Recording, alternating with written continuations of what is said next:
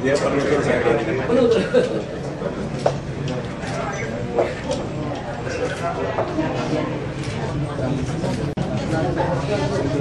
Iya ya. Ya.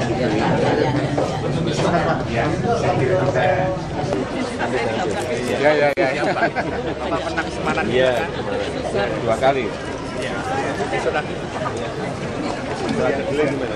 Alhamdulillah sekarang operasi pasar gede itu harganya 8.350. Yang kemarin 9.300. Turun 90. Tapi yang harga standar itu 8.700. Harga ya, dari costingnya aja. Kalau harga pasaran lain ada harga khusus untuk ya. Tolong dibantu Pak biar stabil kayak sekarang ini.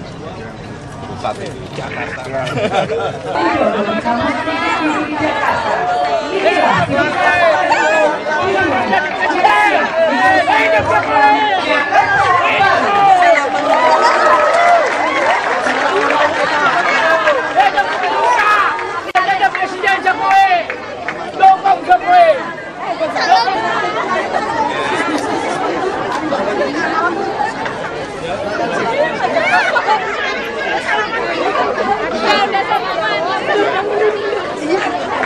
Dengan partisipasi masyarakat.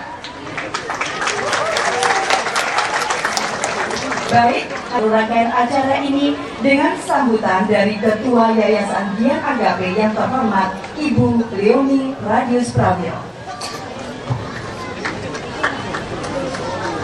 Dan terima kasih. Merdeka! Merdeka! Kehadirat Tuhan Yang Maha Esa yang telah mengumpulkan kami khusus karena Bapak hadir kemarin. Saya tidak tahu. Ibu Lurah sama Ibu Camat, Pak Camat, saya tidak tahu kalau 2 minggu dari sering-sering mampir ya Pak. Memang merupakan suatu kehormatan bagi kami dan sebagai ketua Dian Agape berarti lilin atau terang kasih. Itulah yang ingin kami jabarkan di sini. Institusi kami, perguruan kami didirikan pada 19 bahkan juga hadiah ulang tahun STISIP, Sekolah Tinggi Ilmu Sosial Politik dan Sekolah Tinggi Ilmu Komunikasi Informasi Matematika selama 50 tahun. Lulusan kami profesional dan sungguh-sungguh. Nanti nurut kepada Tempo saja yang sekarang sedang membangun. Pakai izin ya Pak Tempo. Kami jadi agak dinaungi, tapi tidak apa. Kerjasama kami baik sekali karena kami berprinsip menerima mahasiswa-mahasiswa khususnya dari daerah yang di Jakarta yang menghadapi banyak kesulitan ekonomi, sehingga kawan keluarga siap sedia menyiapkan beasiswa untuk mereka. Namun masih senang nggak? Nanti aja Pak, kalau 1 Oktober 2013 kami akan merayakan yang berapa ya, ke-53 barangkali. Saya sampai lupa berapa tuanya sekolah ini Pak, karena dia adalah sekolah swasta.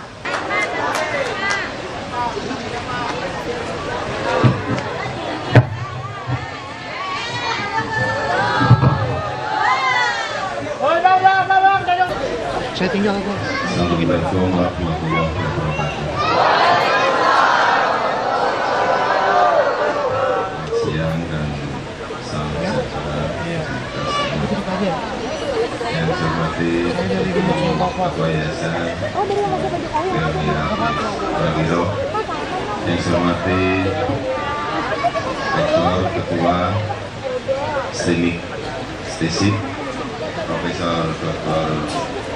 Robert dan Setlama dan seluruh dosen Sivitas Akademika, keluarga besar STIMIK, dan seluruh mahasiswa yang pada siang hari ini hadir. Sering baca koran atau dengerin TV enggak?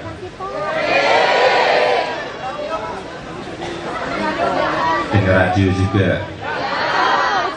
Banyak yang mengatakan katanya Jokowi itu wajahnya wajah desa. Benar enggak? Enggak, yang benar itu wajah desa enggak? Betul. Betul gimana?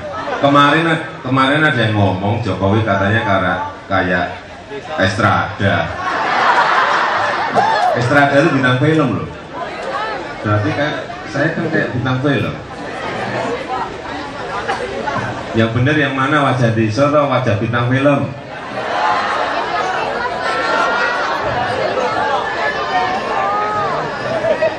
Ya saya terima lah, saya dibilang wajah desa ya mau, dibilang kayak Estrada juga nggak apa-apa. Tugas saya sekarang ini bekerja,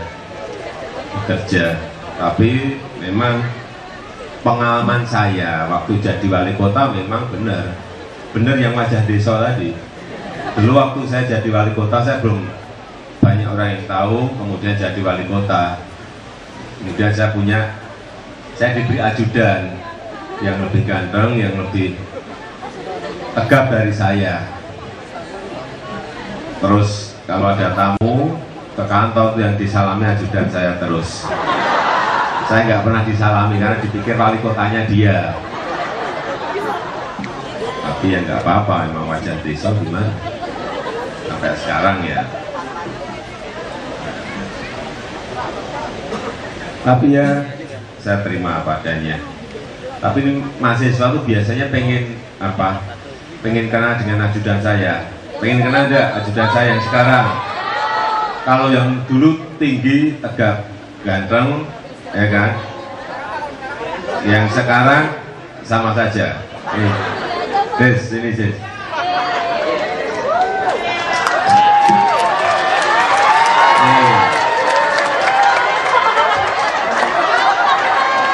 Ini belum punya pacar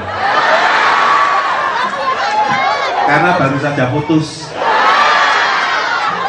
Dulu waktu saya masuk ke balai kota di DKI, saya tidak mau dipilihkan, tapi saya mau memilih sendiri. Sehingga saat itu saya diberi 10 orang. Saya dites, saya cek dan ketemu asisten ini dari STPDN. Dan setelah saya tes, dia yang paling pinter, sehingga saya pilih sampai sekarang. Cukup. STPDN. Gimana? Ya ganteng kok kayak gitu, enggak.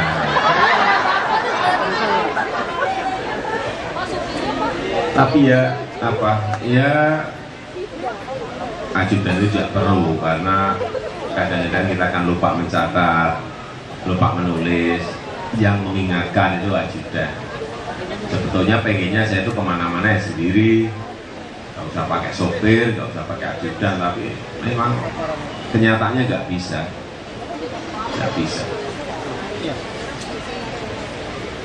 Saya berterima kasih sekali diundang di STIMIK di kampus Widuri ini, dan saya ingin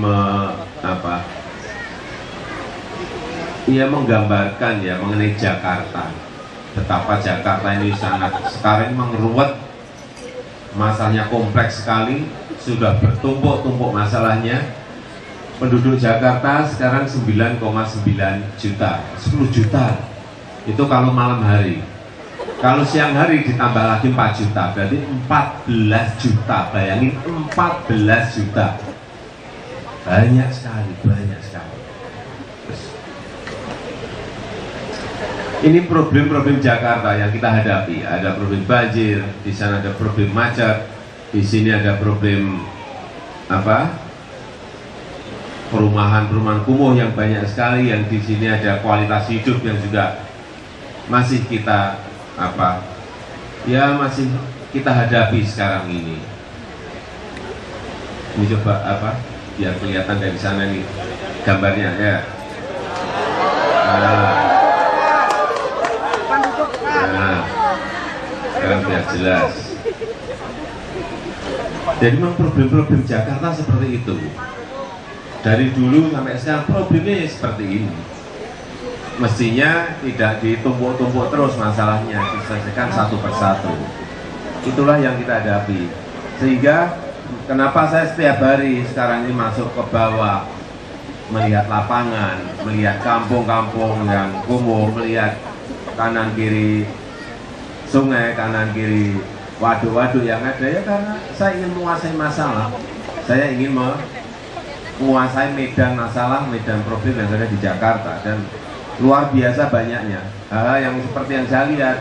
Saya lakukan hampir semuanya mampet, sungai yang setiap hari kita lihat 2000 ton sampah ada di sungai di DKI Jakarta. Dari siapa? Dari masyarakat.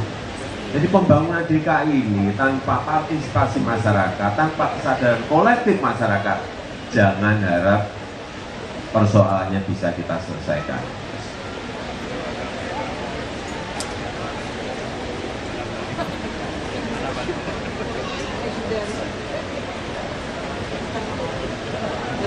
Ini yang selalu kita lihat di lapangan. Selalu lapangan yang ingin saya lihat. Kenapa? Ya karena problem-problem Jakarta yang ada di lapangan, bukan di kantor. Saya di kantor paling 1 jam, 2 jam sudah. Setelah itu ya ke tempat-tempat yang seperti tergambar ini, di sungai kecil, di sungai besar, bisa saya lakukan di waduk yang 30 tahun nggak pernah diurus. Ya inilah fakta dan realita yang harus saya sampaikan. Bayangkan Jakarta sekarang ini yang sekarang. Belum kalau nanti mobil murah itu menyerbu di Jakarta, bayangin coba. Oh belum masuk saja kayak gini coba. Bayangin. Saya bayangin aja. Umat. Ya kalau di setisi pasti mikirnya politik Pak. Kalau saya, udahlah, yang paling penting bagaimana menyelesaikan persoalan ini. Ini seperti ini. Nah ini yang di Tanah Abang ya Pak. Tanah Abang sudah berapa puluh tahun, jalan raya sebesar ini dipakai untuk jualan dan dibiarkan saja, sehingga mereka merasa itu benar. Waktu saya masuk ke sini, saya kaget dulu, ternyata jalan, saya pikir itu pasar. Ternyata jalan. Ini jalan, karena di bawahnya aspal gitu. Karena sudah berpuluh-puluh tahun nggak jelas. Saya kalau ke Tanah Abang kan turun agak jauh itu, kemudian berjalan, ketemu seperti ini. Dibiarkan ya, ada kira-kira 600-700 orang berjualan PKL, berjualan seperti ini, nggak benar. Jakarta ini butuh tertib hukum, butuh tertib sosial. Kalau enggak ya dibiarkan ya, kota ini kayak kota yang nggak ada aturannya. Berjualan di mana? Bukan kita tidak melindungi orang kecil, orang cilik, tapi siapapun, orang kecil, orang tengah, orang gede, itu harus taat hukum, harus tertib hukum. Nggak bisa tidak, tertib sosial. Sehingga ini sudah kira-kira berapa? 2 bulan yang lalu sudah bersih, kita bersihkan. Jadi yang sekarang sudah pernah ke Tanah Abang, yang sekarang kalau main itu jangan ke mall saja, ke Tanah Abang karena belanja. Kalau mau lihat-lihat barang nggak apa-apa, ke mall lihat-lihat barang nggak apa-apa, tapi belinya di Tanah Abang. Itu kalau mau yang benar. Ya sekarang bisa jalannya sudah bisa bersih seperti ini. Kemudian PKI-nya dimasukkan ke Blok G di Tanah Abang. Dulu waktu masih rame-ramenya panas itu, saya mau masuk ke Tanah Abang, nggak boleh sama Polda. Jangan Pak Gub, karena di bawah masih panas sekali. Panas kenapa? Rame Pak. Jangan Bapak, jangan turun ke bawah dulu. besoknya saya mau turun baju juga nggak beli lagi, tapi saya nekat, udahlah saya mau ke Tanah Abang, udah saya masuk ke Tanah Abang. Ya setelah di bawah nggak ada apa-apa, nyalami saya semua. Iya, yang tato-tato juga nyalami juga. Nggak ada apa-apa, ya sudah. Setelah itu kita bersihkan, masuk ke Blok G yang ini. Nanti kalau belum tahu yang namanya Blok G, nanti sore, nanti siang ke sini, biar tahu semuanya. Bareng tapi belanja loh ya. Bareng hanya ngikuti saya. Yang dibutuhkan PKI di sini belanja itu. Terus ini yang di Pasar Minggu, yang dulu juga sama di tengah jalan dipakai berjualan seperti ini. Terus sekarang bisa sudah bersih dan lalu lintas bisa lancar. Terus ini beberapa tempat sudah kita mulai seperti itu, supaya apa? Supaya kemacetan itu tidak berjubel di jalan di mana-mana. Ini saudara-saudara, ini monorail. Ada MRT juga. Coba MRT-nya. Monorail MRT. Ini sudah direncanakan berapa tahun coba? 24 tahun yang lalu direncanakan. 24 tahun yang lalu direncanakan. Yang monorailnya 14 tahun yang lalu direncanakan.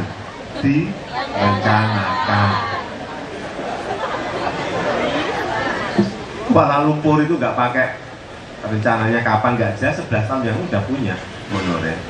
Kita ini rencana nggak pernah dilaksanakan, jadi kalah dengan Kuala Lumpur. Padahal kita lebih kaya, Jakarta lebih kaya. Sehingga ini doa restu Bapak Ibu dan saudara-saudara semuanya sudah rampung, dokumen rampung semuanya. Nanti awal Oktober ini yang MRT-nya mulai digali ke bawah untuk buat terowongannya. Itu kalau lewat di Dukuh Atas itu sekarang kan sudah di Pagri Seng, nah itu mau dipakai, itu nanti menjadi terminal pertama dan terowongan pertama yang 40 meter ke bawah, kemudian mulai masuk terowongannya, dimulai dari sana. Jadi yang kita perlukan sekarang ini memang segera diputuskan sudah. Ya kalau pemimpin nggak berani memutuskan, ragu-ragu terus, nanti jadi atau nggak jadi, nggak akan mulai. Ini keputusan politik. Ya sudah, namanya pemimpin ya ada risikonya. Saya memutuskan juga ada risikonya. Monorail nanti kira-kira pertengahan Oktober juga sudah kita mulai. Sudah harus diputuskan, kalau nggak diputuskan kapan lagi gitu. Saya nggak mau dikenang hanya rencana, nggak mau. Udahlah dimulai. Monorailnya kira-kira selesai 3,5 tahun lagi, insya Allah. Kemudian yang MRT-nya masih 6 tahun lagi. Ya sabar nunggu. Daripada ya rencana, mulai selesai jelas. Selesainya kapan jelas? Karena kontraknya juga jelas. Terus moga-moga dengan monorail dan MRT, busway-nya nanti komplit semuanya. Masyarakat akan kita dorong semuanya untuk menggunakan transportasi massal, tidak menggunakan mobil dan transportasi pribadi. Ini butuh partisipasi masyarakat. Didorong dengan apa? Nanti akan kita segera ini laksanakan ganjil dan genap. Ini memang ada risikonya, pasti ada penolakan, saya tahu. Yang kedua ada yang namanya electronic road pricing. Jadi Bapak Ibu, saudara-saudara semua, kalau lewat sebuah jalan itu harus bayar. Bukan jalan tol, tapi harus bayar. Bayar, ya.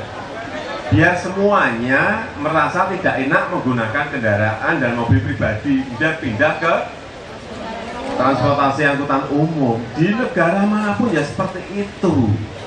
Dimanapun, di negara manapun seperti itu. Hanya di kita ini yang karena nggak dimulai, direncanakan nggak bisa memindahkan. Juga nanti siap-siap semuanya, ada yang namanya pajak parkir yang mahal, yang tinggi. Ya, kalau mau pergi kemana mikir, waduh parkirnya kok mahal. Udahlah, saya naik busway aja, saya naik MRT aja, saya naik monorail saja. Memang harus seperti itu. Masyarakat harus digiring seperti itu. Kalau enggak ya jalanan kita sampai kapanpun akan macet. Sampai kapanpun kalau ini tidak dilakukan dan kita tidak berani melakukan. Ini masalah perumahan. Misalnya kawasan-kawasan kumuh seperti ini di Jakarta ada 360-an, 360. Kondisinya seperti ini. Beberapa telah kita pindahkan ke rusun. Baik di Marunda, ada di Pinuselok, ada yang ke Pulau Gebang, ada yang di Muara Baru. Kita pindahkan dan pindahnya tidak satu-satu, kita sekarang pindah satu RW, satu kampung. Kemudian setelah dipindah, tempat yang baru dihijaukan, dipakai untuk ruang-ruang publik, taman-taman kota Jakarta. Kita juga lakukan ini, ada yang umum kita pindahkan ke rusun, tapi juga ada yang dibuat yang namanya kampung deret seperti ini. Jadi sebelumnya kumuh seperti yang ada di sana, sangat kumuh sekali. Kemudian yang sekarang seperti ini, jalannya bagus, drainase bagus, ada hijauan seperti itu. Kemudian rumahnya di tingkat ini dibiayai semuanya dari APBD Provinsi DKI Jakarta. Tapi memang kalau APBD itu harus ada persetujuan dewan, harus ada persetujuan dewan. Sehingga di sini juga hadir Pak Bimo dari dewan, Bu Mary juga dari dewan, karena anggaran itu haknya ada di dewan. Kita mengajukan, dari gubernur mengajukan ke dewan, kalau tidak disetujui dicoret ya kita sudah tidak bisa apa-apa, karena semuanya memang hak budget itu ada di dewan, supaya mahasiswa tahu. Belum tentu kita mengajukan 100 kemudian diberi 100 juga belum tentu, bisa hanya separuhnya atau bisa dikurangi 10. Ini memang hak budget ada di dewan. Ini tahun ini kita akan kerjakan 29 lokasi yang tadi kampung deret. Tahun depan target kita ada 100, ya kira-kira kalau dikerjakan secara serius, saya kira 4 tahun bisa kita selesaikan, tapi memang kerja keras dan terus menerus. Ini banjir di Jakarta bulan Januari, Bundaran HI, jadi apa ini? Jadi sungai, jadi kolam, tapi nggak ada ikannya. Ini karena apa? Jebolnya tanggul di Latu Hari-Hari, sehingga airnya masuk ke sini semuanya. Dari tahun ini juga sudah kita mulai, di Ciliwung sudah dimulai, Pesanggerahan, kalau Bapak Ibu lihat di sana sudah dimulai, Angke sudah, Sunter juga sudah mulai dikerjakan. Tapi ini memang butuh waktu panjang. Jadi jangan ada yang menyampaikan, kok masih banjir Pak? Kok masih banjir Pak? Belanda itu menggarap problem banjir, problem air itu mereka membutuhkan waktu, karena seminggu yang lalu wali kota Rotterdam ke sini, saya tanya, Belanda ngerampungin masalah air dan banjir berapa tahun? Apa jawaban wali kota Rotterdam? 200 tahun. 200 tahun. Jadi jangan saya disuruh-suruh setahun sudah nggak banjir. Nggak mungkin. Nggak mungkin. Udahlah, jangan mengharap-harap yang cepat seperti itu, kan sudah berpuluh-puluh tahun juga. Tapi bahwa ada progres, ada action lapangan, ada tindakan lapangan, ini yang sudah kita tunjukkan. Karena apa? Masalahnya bukan membuat tanggulnya, membesarkan sungainya. Yang sulit itu adalah memindahkan masyarakat yang ada di kanan kiri sungai itu. Bayangkan di Ciliwung saja yang mau kita pindahkan 34.000 KK. Gimana? Pindahkannya di mana coba? Di Waduk Pluit saja. Ini satu waduk. Kita punya 33 waduk. Di Waduk Pluit saja ada 7.000 KK yang harus kita pindahkan. Tapi kita harapkan nanti tahun ini sama pertengahan tahun depan bisa kita selesai. Di Ciliwung 34.000 KK. Saya itu kebagian yang kayak gitu. Ditumpuk-tumpuk jadi 34.000, dan di bagiannya Jokowi. Ini waduk Riario. Yang kalau saudara ke sana sebulan yang lalu nggak akan tahu kalau itu waduk. Ini yang di atas itu. Karena penuh dengan enceng gondok. Kanan kirinya juga ditutup oleh warga, pemukiman kumuh warga. Seperti itu. Dan ini baru seminggu yang lalu sudah kita rubah menjadi taman kota seperti yang ada di bawah ini. Tapi mindahin masyarakatnya kira-kira minggu depan lah. Akhirnya mau. Kemarin saya ajak makan siang. Ya di balai kota. Kalau bujuk seperti itu. Saya ajak makan siang. Setelah makan, saya sampaikan gimana Pak? Kapan kita pindahnya? Udah jawabnya bingung, udah makan. Iya Pak, pokoknya kita ikut Pak Gubernur. Wah, ya, udah enak. Ya minggu depan pindah. Tapi pindah enak loh, pindah ke rusun, coba kita pindahkan ke rusun. Rusunnya komplit, kita beri TV, tempat tidur, meja kursi makan, minta tambahan kulkas, sudah saya beri semuanya ini, udah. Oh yang kita beri juga rakyat kita sendiri saja kok, iya kan? Daripada duitnya dikantongi, ya kan? Dibawa, enggak ngomong lah. Baik berikan rakyat aja, tapi jangan diberikan saya, nggak mau lah. Uang itu nanti masih bahaya kalau diberikan uang yang banyak juga baik. Berikan aja barang-barang yang bisa dilihat oleh anak, istri dan keluarganya, TV, kas, tempat tidur. Ini saya harapkan juga mahasiswa ikut memberikan ini ya kepada masyarakat. Coba sampah seperti ini yang mau masuk ke Pluit ini. Ini Pluit juga sama. Saya ke Pluit itu 4 kali dulu. Saya ingat 8 bulan yang lalu. Nggak tahu kalau di situ ada waduk 80 hektar. Karena ketutup oleh penduduk. Nggak ngerti. Setelah yang keempat baru tahu, Pak itu di belakangnya, Pak sampahnya banyak sekali, Pak ada waduk. Saya tengok ke belakang rumah, benar waduknya besar sekali. 80 hektar dan 20 hektar sudah dikuasai masyarakat. Yang seperti ada di sana itu. Ini juga sama, ini sungai kecil yang mau masuk ke Pluit. Ini juga sekarang sudah kira-kira 4 hektar sudah kita pindahkan ke Muara Baru, ke Marunda, dan sudah kita buat taman kayak di Riario tadi, ini yang di bawah ini. Kalau mau pengen lihat, ini ke Pluit atau ke Riario dilihat. Tapi ini baru dimulai 4 hektar dari total nanti penanganan 80 hektar yang akan kita lakukan. Tapi harus dimulai, masyarakat biar lihat contohnya. Ya, nih makan siangnya. Enggak, saya ngomong tuh bukan ngomong bener, ada ini. Saya undang, yang saya undang kan kayak di Pluit itu bukan hanya tokohnya aja, tokoh masyarakatnya juga saya undang, RT, RW. Lain waktu ganti lagi yang undang premanya juga diundang. Oh iya, kalau undang nanti ribut nanti. Kalau udah makan ya ditanya, premanya tanya gimana? Bisa kita pindahkan? Karena sudah makan ya nggak bisa jawab. Bisa Pak, dipindah bisa. Ya, iya, udah pindah saja. Nggak usah pakai sapo digebukin, nggak perlu lah.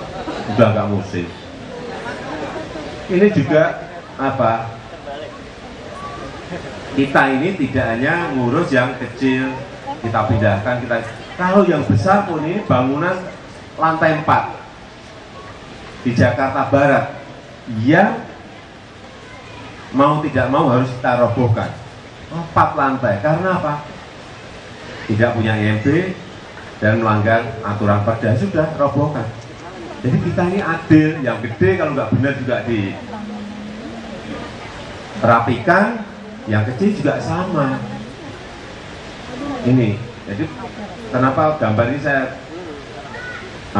bawa juga, karena supaya melihat bahwa kita ini tidak yang kecil saja, yang gede juga sama, dan nggak kita beri apa-apa kalau yang gede-gede.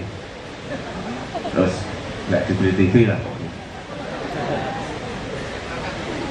nggak diajak makan. Ini kualitas hidup rakyat kita yang kampung-kampung kumuh seperti ini terus. Dan 8 bulan yang lalu, ya bulan November, kita beri kartu Jakarta Sehat.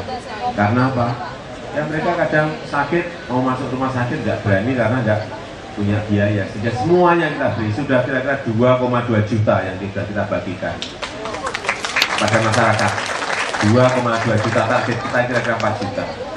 Tapi kemarin kan rumah sakitnya sampai ludak penuh, nggak cukup ya. Karena apa? Yang sakit sudah bertumpuk-tumpuk bertahun-tahun di rumah, bertumpuk-tumpuk bertahun-tahun, sehingga waktu ada kartu Jakarta Sehat itu mereka punya harapan dan berbondong-bondong ke rumah sakit. Jangan yang disalahkan kartu Jakarta Sehatnya, yang sakit yang lama yang nggak diurus itu harusnya salah. Ini saya kira problem-problem sosial di Jakarta yang harus kita tangani sama-sama. Juga anak-anak yang tidak sekolah juga banyak sekali. Jangan dipikir di ibu kota ini tidak ada. Kenapa saya tahu? Saya tiap hari di sana, di kampung, melihat dengan mata kepala sendiri, mendengar sendiri. Pak, anak saya tidak sekolah, anak saya. Dipikir kalau udah sekolah gratis semua anak sekolah. Enggak seperti itu. SPP gratis tidak menjamin. Karena komponen biaya sekolah itu ada 13.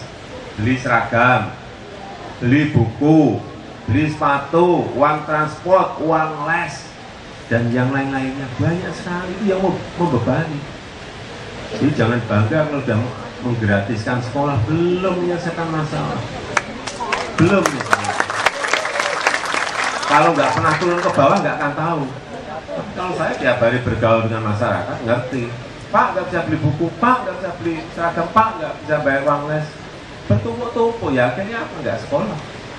Ini yang diselesaikan, ini setiap bulan kita berikan 240.000 untuk beli ini seragam, sepatu, buku, transport, karena memang itu yang diperlukan, bukan masalah SPP gratis saja. Ini sudah kita bagikan 380.000 kartu Jakarta Pintar kepada masyarakat. Ini saya kira juga masyarakat sering masuk ke Twitter saya, sering masuk ke SMS saya mengenai keluhan-keluhan yang ada di kelurahan, di kecamatan. Ini juga hampir setiap minggu, setiap hari kita cek. Saya selalu cek dadak ke kelurahan, ke kecamatan, mereka sudah melayani masyarakat belum? Karena masyarakatnya apa? Harus dilayani oleh baik oleh lurah maupun oleh camat. Ini kemarin yang lelang jabatan ya, dari Bu Lurah di sini. Bu Lurah mana tadi? Ini juga hasil lelang jabatan.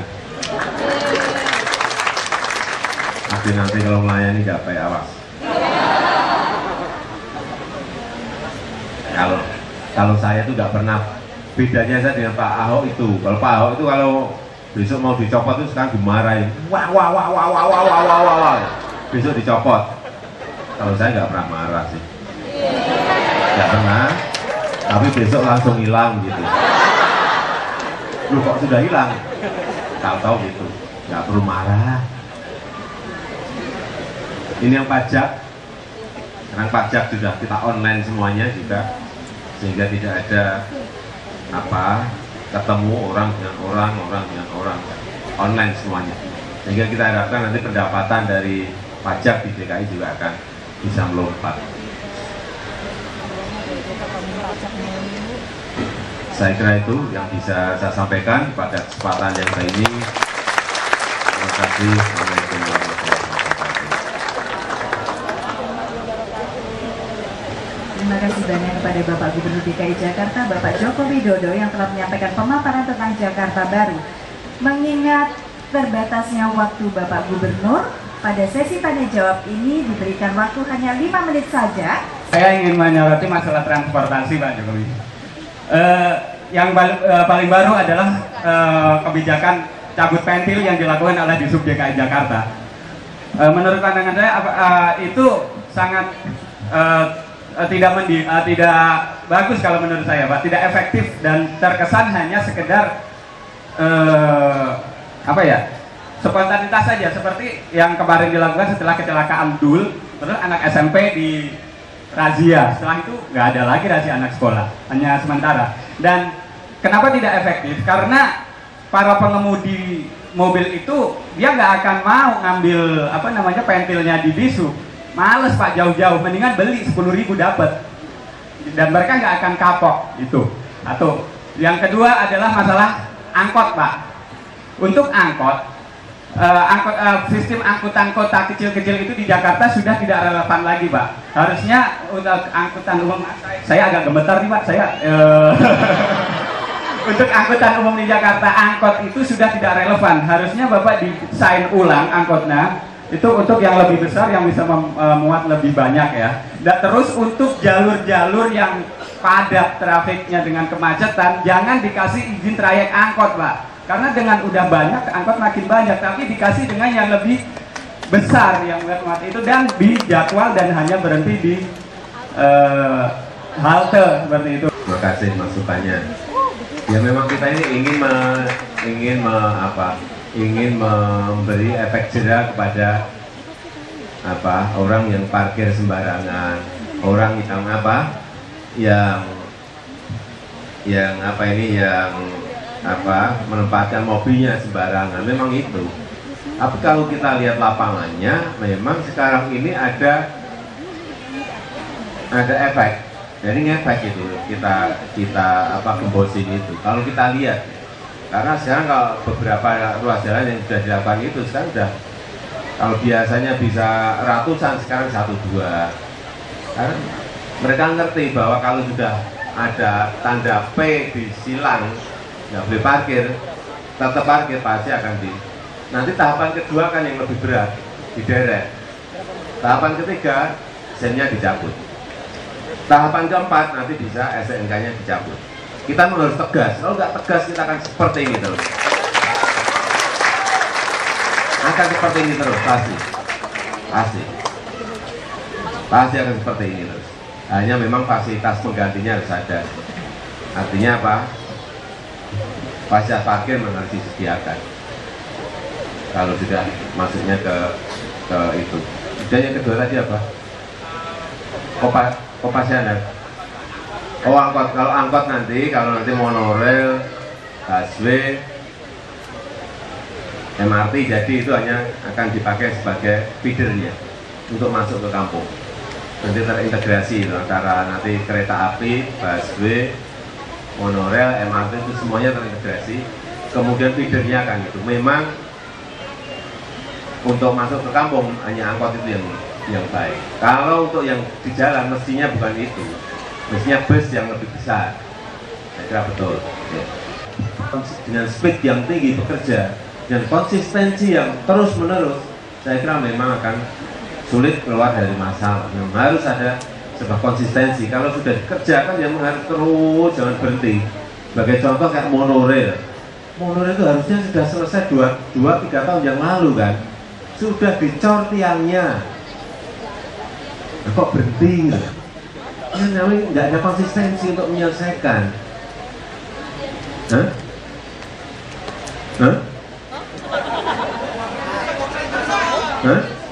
Ya uang dikantongin, uang nggak dikantongin ya malah ditenteng.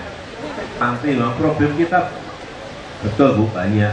Panti kita ini sudah banyak, sebetulnya ada 4, ruangannya juga bagus-bagus. Kemarin kita resmikan di Jakarta Barat juga bagus sekali, tetapi memang yang diurus itu terlalu banyak, yang berat sosial. Tadi disampaikan kapasitas hanya 400, dengan terpaksa diisi sampai 600-700, yang mana tempatnya nggak ada. Tapi ditambah lagi kalau memang sudah problem-problem sosial di Jakarta ini luar biasa banyaknya, gangguan jiwa banyak sekali, yang lansia yang tidak diopeni oleh keluarganya juga banyak sekali, ke panti kita banyak sekali. Problem Jakarta memang yang banyak adalah problem-problem sosial seperti itu. Jangan melihat Jakarta yang di Tamrin, yang di Sudirman, di situ nggak ada masalah, tapi di tempat-tempat yang tadi saya sampaikan itu masalahnya betul-betul ribuan masalah, dan itu perlu penyelesaian semuanya. Saya kira nanti kalau mau betul-betul perlu ditambah ya kita tambah tahun depan ya.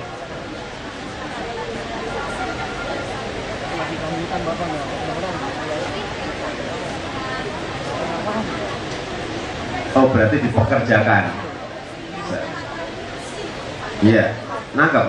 Iya. Jadi ya betul. Jadi apa itu yang sudah di panti, yang sudah di training, yang sudah dilatih langsung dimasukkan ke apa bursa kerja yang kita punyai. Ya, saya kira usaha bagus.